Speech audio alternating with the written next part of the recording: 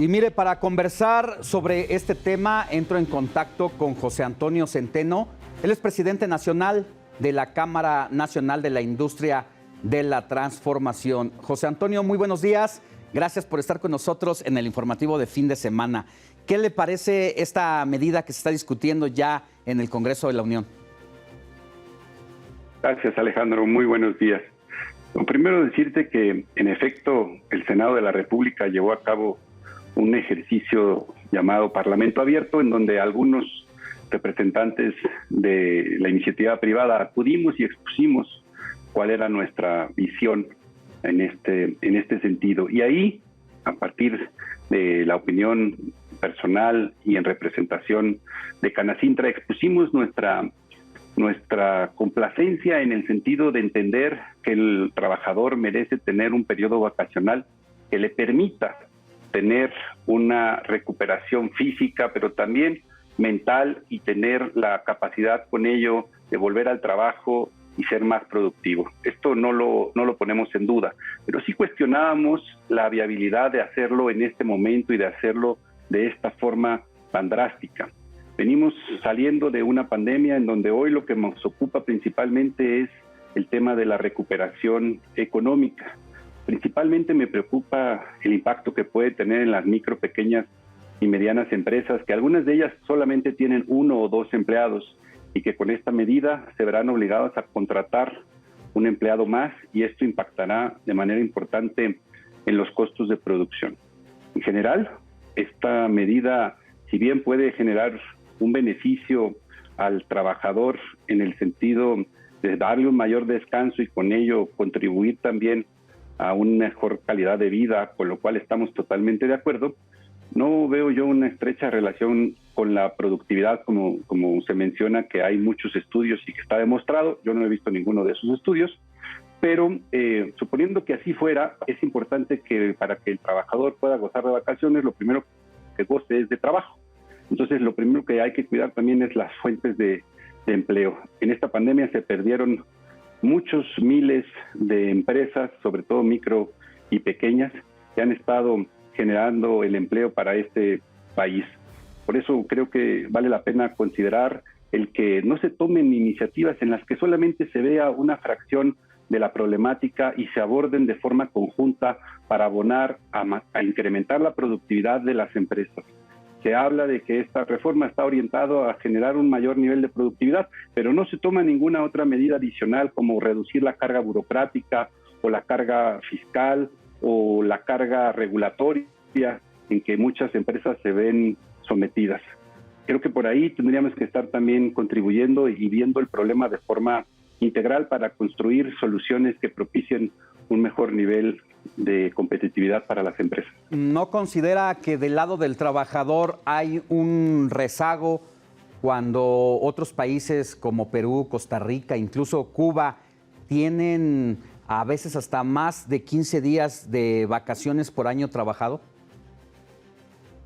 No, sí, claro que sí.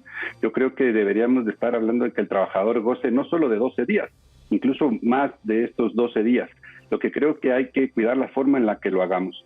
Y primero me permito decir, creo que vale la pena el que no se haga un incremento del 100% de los números, porque esto va a impactar en los costos de producción. Hoy estamos viviendo un problema de inflación importante, y la inflación tiene su origen en el incremento de los costos de producción. Entonces le vamos a agregar un componente más al tema inflacionario. La propuesta de Canacintra es que este aumento sí se dé, pero se dé gradual. Se haga un programa en donde cada año se vayan incrementando estos números, no que se incremente el 100% de inicio desde el primer año, sino que se vaya haciendo de forma gradual.